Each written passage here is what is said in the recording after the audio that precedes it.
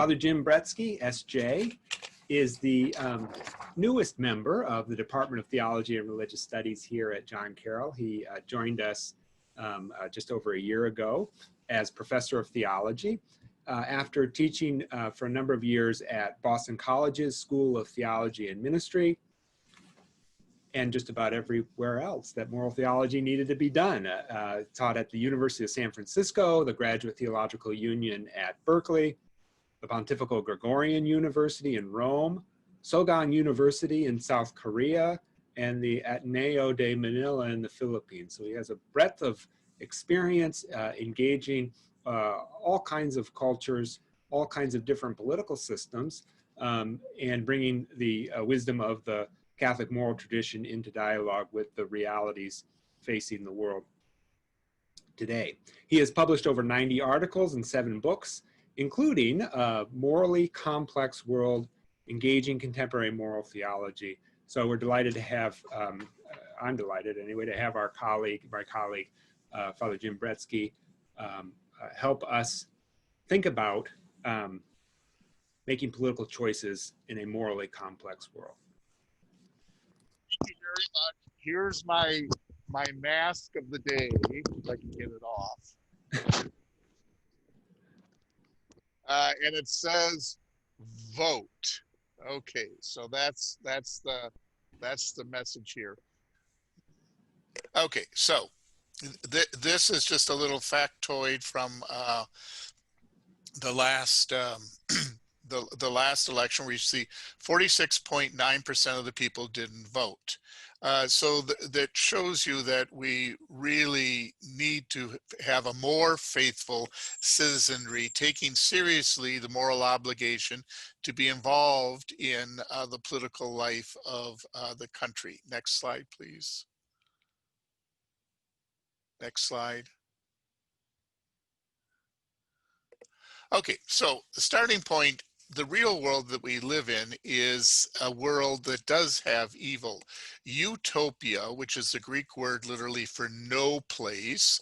Topos is like topography. It's where we live. Utopia is no place. Everywhere else, we have to live with evil. And in moral theology, this involves us with 4 basic principles of how to navigate a world with evil. And we're going to be talking about not all of them, but some of them in this presentation. And so in applying these 4 principles, this is what we do morally, acting in reason. So if we can have the next slide. So Pope Francis, in his Evangelii Gaudium on the joy of the gospel, says that he believes politics is in fact a lofty vocation. That doesn't mean that every politician is lofty, but he believes that this is a very important vocation in our life today. And he certainly emphasized that again in his very recent encyclical Fratelli Tutti, which came out on October 4th. So if we could have the next slide. Now, when I was a little kid, and that was a long time ago, there was a cartoon, a 1-panel cartoon in the newspaper called "There Oughta Be a Law," and it was always pointing up individual human foibles, and the idea was that these things shouldn't happen. There should be a law against this. However, Thomas Aquinas would disagree with that cartoonist, and he would disagree with people that think that we have to legislate morality. So Thomas's understanding of law is there's 5 characteristics to it. It is an ordinance of reason, oriented to the common good, promulgated by the just or the legitimate legislator. Okay, so human law is, Thomas Aquinas would say, is it's trying to put our moral reason into practice. That's what he calls practical reason. And he says the purpose of human law is not to prevent all vice. And it should try to help people, lead people to virtue gradually, but you can't do it in a coercive manner, in an effective coercive manner. In other words, it's not going to work well that way. Human laws can and should change according to need. And he says laws that are unlikely to be observed should not be promulgated, since this might compromise the law-giving authority, and we might also, and here's where the principle of tolerance comes in, we might have to tolerate certain evils lest other good things are lost. And in the United States legal history, probably the best example of a law gone wrong was the Prohibition Amendment in 1919 that was reversed then in 1933.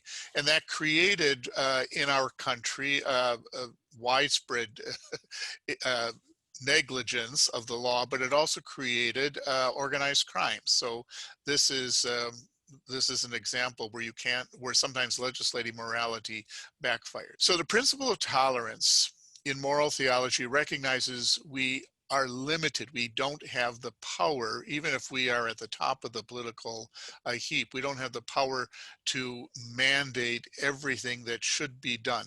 So tolerance doesn't mean giving up your moral values and ideals, nor does it mean illegitimately aiding or promoting evil. So that's an important principle. The principle of compromise is related to the principle of tolerance, but it takes it in a slightly different direction because there are some things that we do by commission or some things that we don't do by omission that might in fact aid and abet the commission of a moral evil by another person or another party. And so what we have to do is to try to recognize that some of our actions will compromise, but is this the best, most prudent thing to do at this point?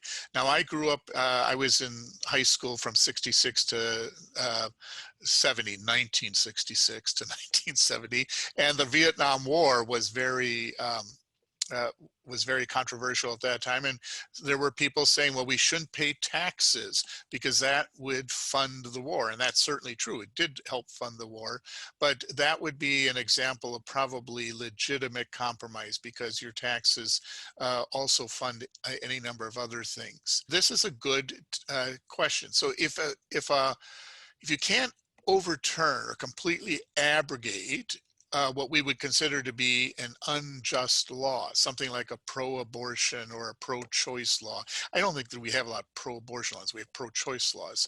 Can an elected official whose personal opposition to a procured abortion was well known, could that official licitly support proposals that might keep the law in place but aim at reducing the harm? So we'll leave that one dangling. So what would limiting the harm do? Well, for example, in social legislation, and this is interesting in terms of abortion rates in our country, they are at the lowest now that they have been since 1973 with Roe v. Wade. In fact, they might even dip below the abortion rates before Roe v. Wade was that decision was given in 1973, but they track, interestingly enough, in a somewhat counterintuitive way, because when you have Democratic administrations, the abortion rates tend to track lower than in Republican administrations, even though the position of abortion of those two parties is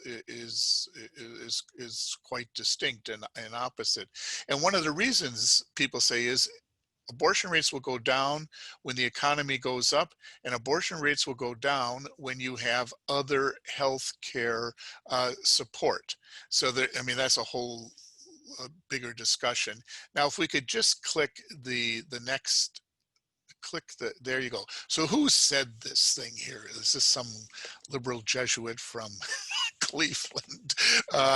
So if we click again, it's Pope John Paul II in his 1995 encyclical, The Gospel of Life, Evangelium Vitae. So Pope John Paul II said a politician could do this.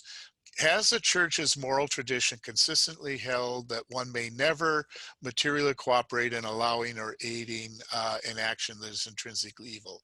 And I can point you to all sorts of people that say that this is true, but we're going to leave this as an open question for the time being. This is a 1938 book, which was probably before anyone doing this webinar was in school. And it's by a Redemptorist. And so I thought, well, we'll go with the Redemptorists. They're known for moral theology. This was a very classic handbook in moral theology. And what he is saying here is you can cooperate with evil if there's a just cause, proportionate, and notice what he says, it is allowed to materially cooperate in another's sin to avoid a greater evil. So let's turn now more to the voting issue. So this is the cover of a book that came out in 2012 by Nicholas Caffardi, who was the head of the law school at Duquesne University. And this is an edited collection. And there's just another edited collection that came out this year, also by Caffardi, different essays, but the same sort of cross-section of views. Let's go back to that question about a politician. Could a politician vote for legislation that allowed for abortion? So this is a slide that looks at the Wisconsin 7th District Democratic Congressman, he's now retired, David Obey. He pronounces his name Obey.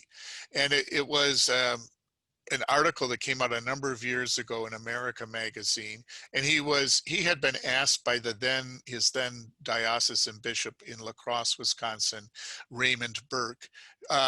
Raymond Burke said he was not free to go to communion because he was a Democrat, and Democrats are pro-choice.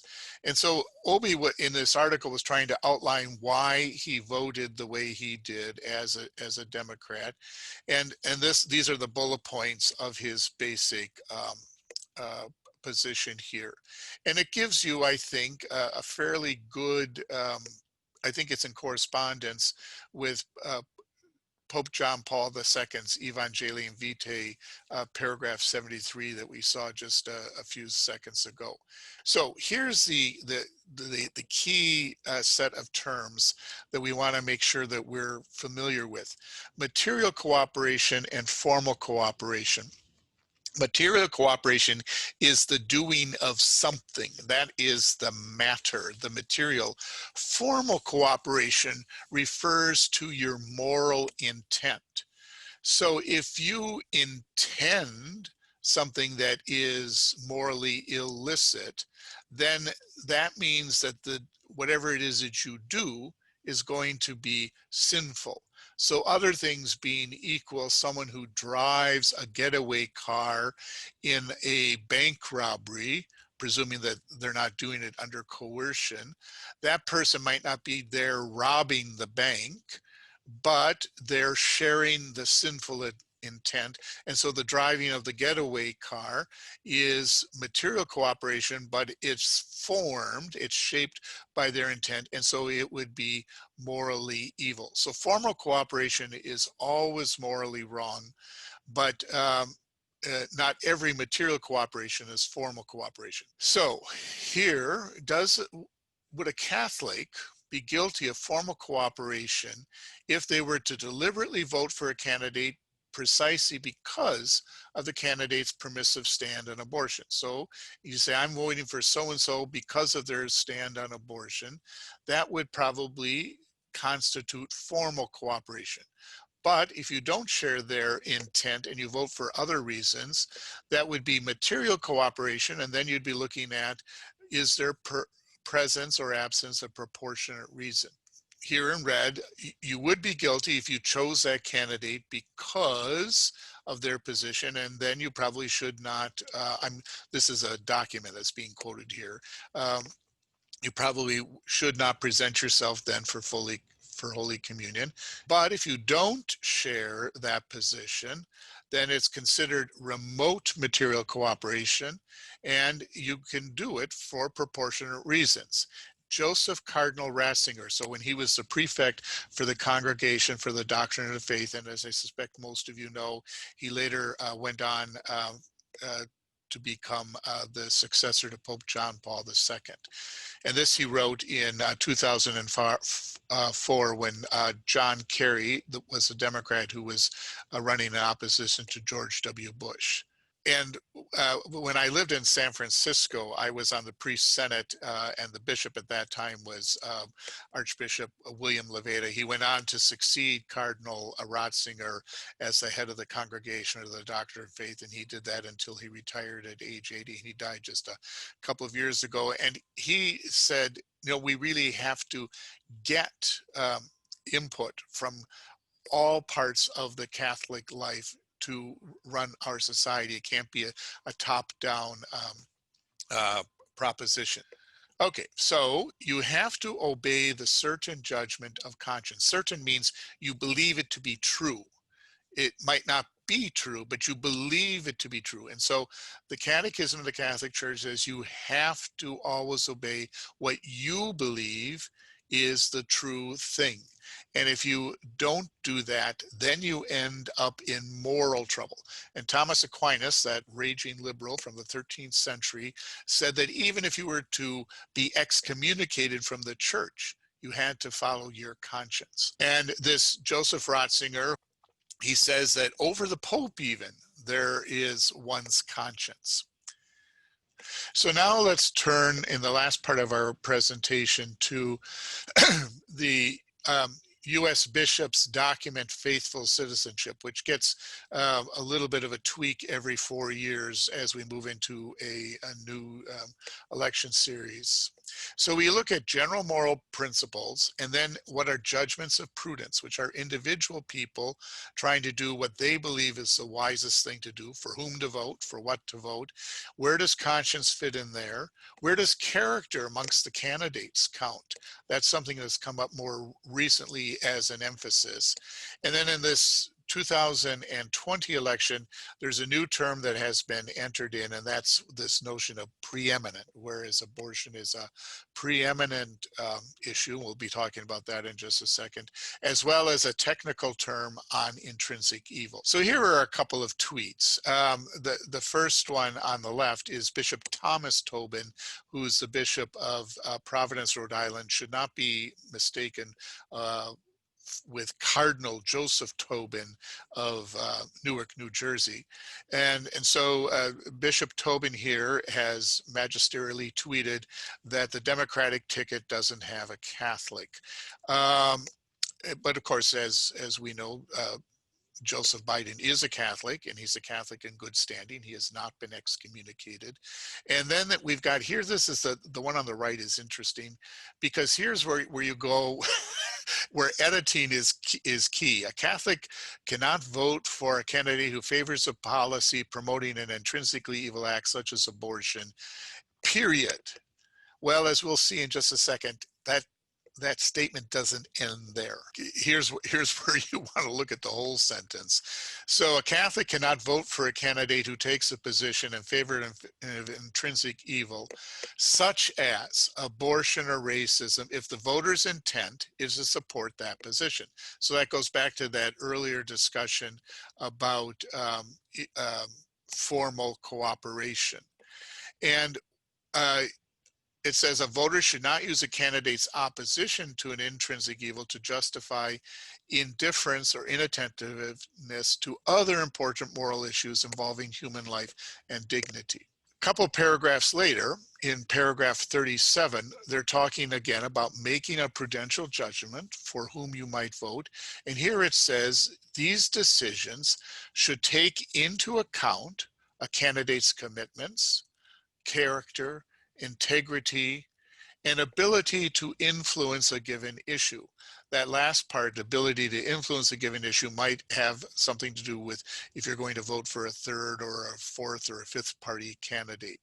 And he says at the end, this decision has to be made by the individual Catholic, guided by their conscience. So this issue of intrinsic evil is not like a different species of moral act. You got your regular moral evil, then you got your intrinsic evil, like you've got apples and oranges. But rather, it's a way of talking about moral evil, saying that there are not further attention to circumstances or intentions that could render this act by its object a morally good thing. So here's what the church says are some intrinsic evils: abortion, racism, the death penalty, unjust wages, lack of denial of health care, violation of the common good. All of these are by their nature evil. And so you have to pay attention to trying to minimize the evil, as Thomas Aquinas would say. So let's now move to trying to outline what would be a prudent political choice in a morally complex world. Oh, okay. So can you vote for a Democrat? Can you vote for a Republican? Can you vote for affordable health care and everything else along those lines? Keeping in mind that in this election, it's not a referendum. So we're not voting for a policy X or Y, but we're voting for a candidate and a slate of candidates and a party that then will put into concrete action a bunch of policies. Many of us probably wish for that monochromatic view of the world, but very rarely is in a morally complex world is it always a case of black and white. Compromise or cooperation with evil. This is where the virtue of prudence, which is one of the cardinal virtues, according to Thomas Aquinas, should really have preeminence here. So you have to prudently try to figure out amongst the hierarchy of values, which ones are you more able to try to put into greater concreteness in voting and then living out a political life. A syllogism, I suspect most of us know what a syllogism is, even if we don't use this vocabulary. It has a major premise, a minor premise, and if the major and the minor are both correct, objectively true, and related to one another in a true manner, then the conclusion is ironclad. So this has been used a lot in some circles to say why you could not ever vote for a Democrat. Abortion is intrinsically evil. One may never negotiate with or support a political proposal, party, or candidate that supports an intrinsic evil, and therefore you could never vote for a Democrat in a federal election. Okay, so that's the syllogism as constructed, but the minor premise is objectively false.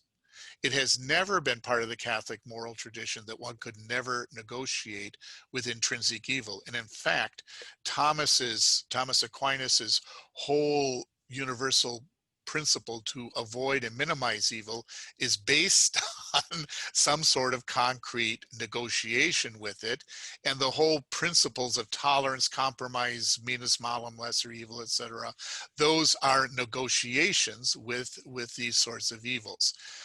So the faithful citizenship does not say this, but there are so-called Catholic guides to voting that will say this, and so it's not accurate. So in this last election cycle, the U.S. bishops voted to put in language calling abortion is a preeminent issue. And then the discussion is, well, what does it mean to be preeminent? Does it mean it trumps, as it were, every other issue, or is it more preeminent in the sense of foundational or fundamental? And so I would argue that the church documents that use this term take it as not trumping every other issue, but rather as foundational, that if you have life, you're going to build on that. So let's take a look of what Pope Francis said about abortion as a preeminent issue. So he says, our defense of the unborn needs to be clear, firm, and passionate. Equally sacred, however, are the lives of the poor, those already born, the destitute, abandoned, underprivileged, infirm, elderly, all of that. And so the bishops, they had a debate on whether to include this whole paragraph or not. Ultimately, the majority voted not to include this larger statement of Pope Francis, but I don't think that they were trying to say they deny Pope Francis here. So if you look at the values cited by U.S. bishops in Faithful Citizenship and many of their other writings, they do have this larger cross-section of social issues. including racism. So now we're getting to the religious ping pong. So the person off there on the left is Father Frank Pavone, who is the head of Priests for Life. He's sort of a free agent priest. He's had a little difficulty finding a diocese, but he's making it very clear here that this is his view of what Catholic positions are. But you'd have to ask, in fairness, in fact, is his statement about what the democratic positions are, is this accurate? I would say it's open to question. Anyway, that's ping. So let's go to pong. Bishop John Stowe, is a conventional Franciscan. He's the bishop of Lexington, Kentucky, and he's called out this sort of language and said, you know, if to call President Trump backing him, saying that that's pro-life, he says that's willful ignorance. It does not seem that he has been convinced by Father Pavone's arguments here.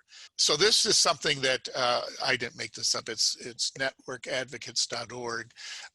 So they did a building on Pope Francis's equally sacred thing. They put out all of these things and said, okay, here's where the different candidates would seem to align themselves. And in my web folder of other resources, I've got other things like this that in fact break it out, showing, you know, giving links to what the candidate or what the party actually said on these things. Just like you get religious ping pong, you've got the bishops lining up in different ways too. Most of the bishops have not come out clearly and said, I'm voting for this candidate or that candidate. But looking at what they do say, I would say lightly coded, you have bishops that are pro-Biden, and lightly coded, you have bishops who are pro-Trump. Where are the majority of the bishops going to be? Well, I don't know. I know a good number of the bishops. I don't know them all, but I know a good number of them. It's hard to say where they will come down, except to say they themselves are divided. Prudence is the key virtue here. Prudence is what gives the form to charity, and charity is not like giving out alms here, but charity is God's life. Those who abide in love abide in God and God in them, as the first letter of John says. And so we try to make the wisest, best possible decision in a world that is flawed and sin infected. And so the one thing that prudence would dictate to us is don't flee from the world unless you feel a vocation to the Carthusian order. So we are indeed in a difficult time, and the difficult time is not going to end on November 3rd, no matter who wins, but it's going to be a difficult time. So, but we're going to hope, I've already voted, perhaps a number of you have already voted too, but some still have to vote. Well, what about this approach? A pox on both their houses. If the Democrats aren't fully aligned with Catholic teaching and the Republicans aren't fully aligned with Catholic teaching, should we just vote a third party, cast a protest vote? Now, Bishop Thomas Tobin, whose tweet you saw earlier from Rhode Island, has said, don't vote for a Democrat. And if you can't vote, you know, for the Republican, if you can't vote for the other party, he didn't say Republican explicitly, he said you shouldn't vote for a Democrat. He said, well, vote for Mother Teresa. Well, there are a couple of problems with that. One is Mother Teresa is not eligible to be president because she wasn't born in the United States. The second problem is she's not on the ballot. And the third problem, and that probably would be the crowning problem, is she's dead. So it would clearly be a protest vote. Now, protest votes are subject to the law of unintended consequences. So I think most political scientists would say that in 1992, the third party candidacy of Ross Perot, who was running to the right of George Herbert Walker Bush, was what probably siphoned off enough votes to give the election to Bill Clinton. And the opposite was true in 2000 when Ralph Nader, who was running to the left of Al Gore, siphoned off enough votes to probably tipped the election, that very close election electorally, to George W. Bush. Gore won the popular vote, but Bush won the electoral vote. So you only have one vote, how to make it count. Now that's a question of prudence. And so that's a question I can't answer. And the next slide is just to point out what might be the three legs of moral discernment. I think we want to be open to God's Spirit. We have to engage ourselves in individual effort, but also in community discussion. We have to dialogue with one another. In the dialogue, let's keep in mind the words of Augustine. In matters of faith, we have to have unity. In matters of doubt, we have to have freedom, but in everything, we have to have charity. Yesterday was the feast of the doctor of the church, Saint Theresa of Avila. So here is her prayer, in which we all have a very important role to play, because Christ's body on earth is going to be our body. His hands are ours, his eyes are ours, his feet are ours. And here are these different things that I've made available. If you want to read one article that goes more deeply into some of these technical areas, I would recommend Bishop Robert McElroy. He has a double doctorate in political science and in theology, and this came out just 3 days ago. So there we are. So thank you very much. Okay, so we've got a couple questions, and if you have other questions, please feel free to add those. We'll move through a couple of them. I'm going to exercise, though, my moderator's prerogative here and just ask you, Jim, to maybe say just a little bit more about conscience and prudence in kind of in a focused way, because I think that one response that I've gotten from students when you start talking about the hard, complicated work of conscience and moral decision making is when you raise conscience, the response could be, well, isn't that just doing what you want? Yeah. Whatever you decide you want to do. Well, that is certainly a misunderstanding of what conscience is. The Catholic understanding of conscience, which goes back to, there's been a fairly unbroken trajectory since the time of Thomas Aquinas, who died in 1274.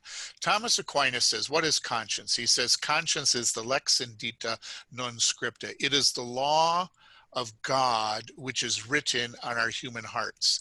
Gaudium et Spes, which was the pastoral constitution of the Church in the modern world in 1965 from Vatican II, in paragraph 16, which is sort of the locus classicus of this, says, conscience is where the individual is with God. That's the closest or the best, the most privileged way we are with God is in conscience. Now, our conscience can be in error, and it can be in error because either due to invincible ignorance or vincible ignorance, but we still have to follow conscience. Conscience isn't doing what you want, you know, like it's Frank Sinatra's My Way, which is the theme song of Hell. Conscience is doing what you believe God is asking of you.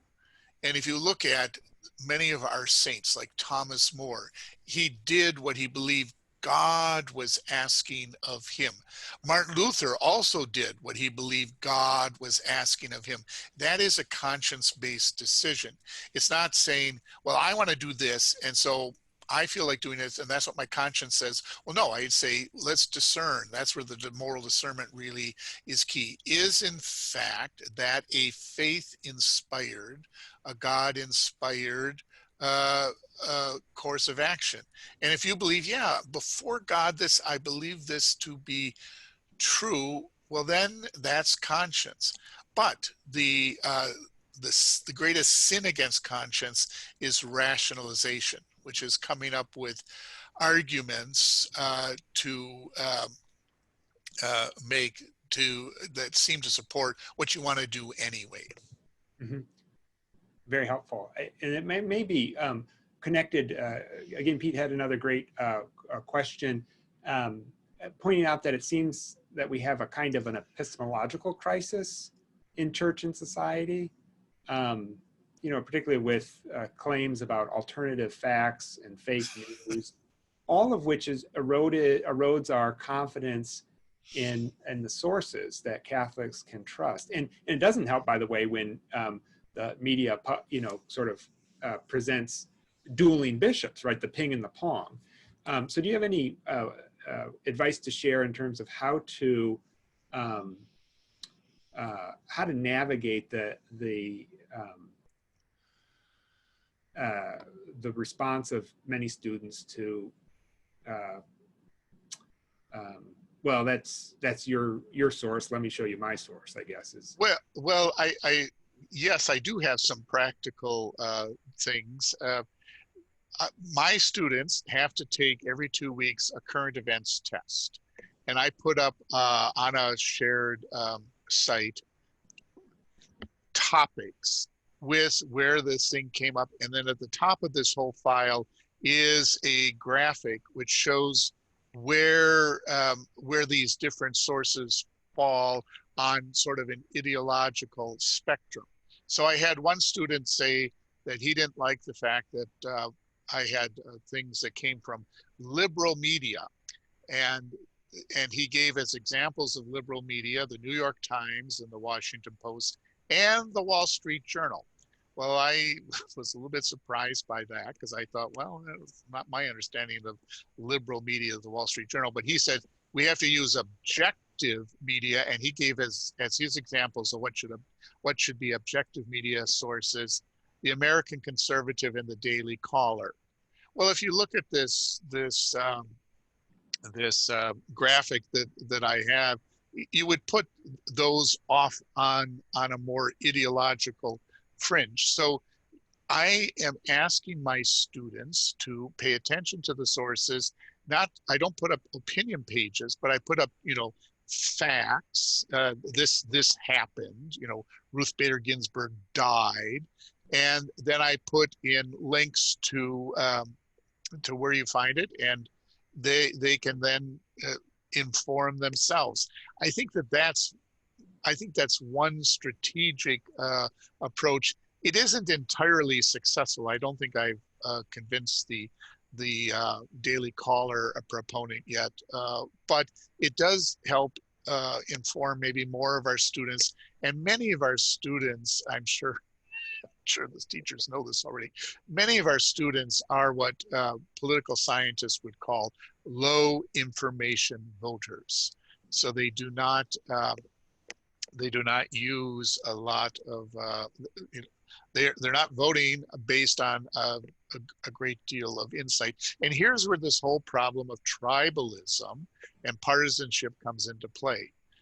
So tribalism is part of our cultural makeup, and it gives us social identity, it gives us social cohesion, but it also can blind us to legitimate voices coming outside the tribe.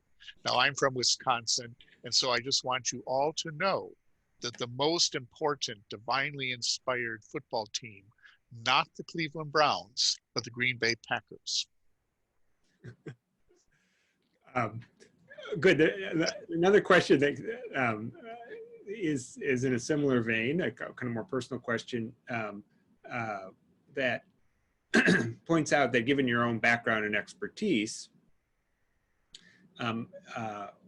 this questioner, as I imagine you likely feel frustrated seeing leaders of church-state things that need to be more thoroughly explained.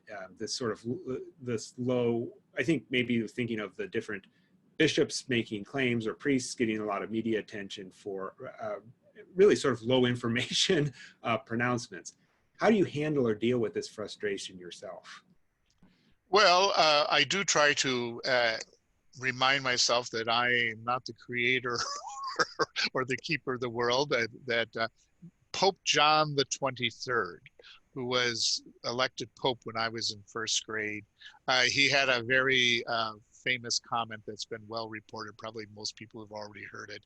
When he was Pope, he would go to bed saying, "It's your church, God, I'm going to sleep." And I think that is helpful for all of us to keep in mind. I am not in charge of too much in the world, and God is going to have to be more in charge. And even if the election does not go in the way that I think it should go, God still is in charge of the world, and the gift of the Holy Spirit has not departed the church. Thank you. And I would invite all of you to join me in finding that little button again to show our appreciation for Father Bretzke and sharing his experience and insight and slides with all of us as we come to the final stretch of this strange election season. Thank you very much. Thank you. Thanks for being with us.